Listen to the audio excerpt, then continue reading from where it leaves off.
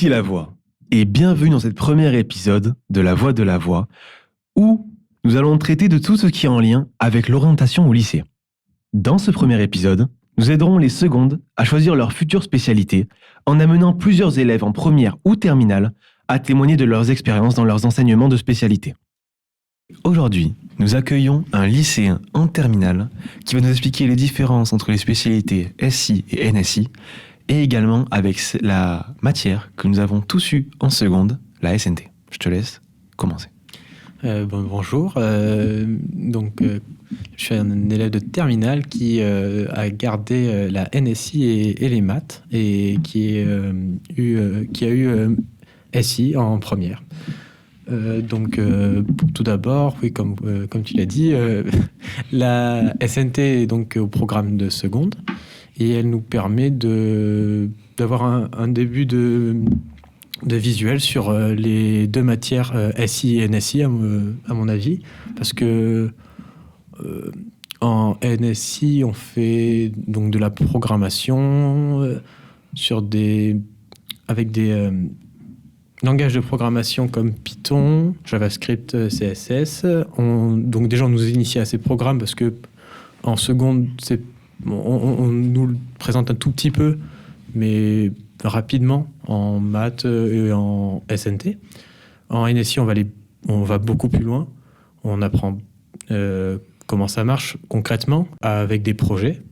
Les professeurs, de manière générale, conseillent aux élèves en seconde, s'ils souhaitent prendre NSI ou SI, de prendre également la spécialité mathématiques. Toi qui as mathématiques en plus de la NSI en terminale et de la SI en première, est-ce que tu trouves ça vraiment utile de prendre maths ou tu considères ça pas obligatoire, c'est qu'un surplus?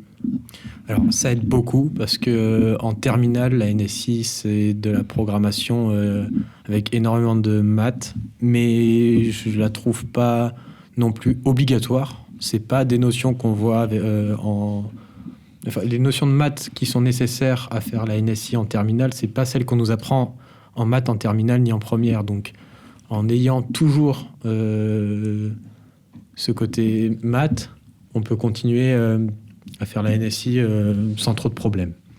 Donc pour toi, également avec la SNT, tu considères par exemple qu'un bon élève en SNT serait pour autant pas forcément en facilité dans les spécialités NSI ou SI? En SI, ça dépend parce que c'est quand même pour moi plus de la physique. Mais bon, on a quand même il y avait quand même un chapitre sur la programmation, donc si ça en sortait en SNT, ça n'y aurait pas de problème. Mais je pense que si un élève s'en sort en SNT, il s'en sortira très bien en NSI.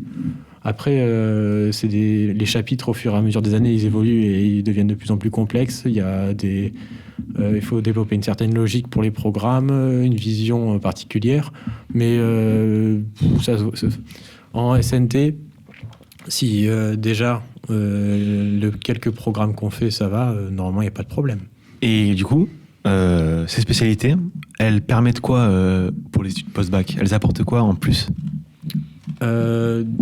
Des quelques portes ouvertes que j'ai fait, je me suis présenté en ayant maths NSI sur des DUT, des IUT, plus des trucs tournés vers l'informatique. Ils ont dit que c'était super parce que le lycée Albert Einstein a la spécialité NSI qui est c'est un des seuls lycées de la région et même en France. La matière est très rare. Donc c'est un plus pour tout ce qui est études en informatique plus tard. C'est une vraie chance du coup pour nous. Oui, et même la SI, les deux matières sont assez rares dans l'enseignement en général, donc c'est un super plus pour l'enseignement. Eh bien, merci beaucoup pour ton témoignage. Merci beaucoup de m'avoir invité. De rien. Et chers auditeurs, on se retrouve bientôt dans La Voix.